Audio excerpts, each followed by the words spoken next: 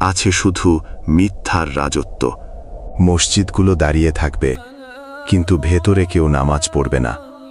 কোরআনের কপি থাকবে, কিন্তু কেউ তা পড়বে না। শহর জুড়ে শুধু কাফের, মুনাফিক আর ফাসেকদের আনাগোনা। হঠাৎ আকাশ কেঁপে উঠবে, পৃথিবী দুলতে থাকবে, পাহাড় গুঁড়ো হয়ে ছড়িয়ে পড়বে, সমুদ্র আগুন হয়ে জ্বলে উঠবে, আকাশ ছিঁড়ে যাবে, নক্ষত্র ভেঙে ঝরে পড়বে।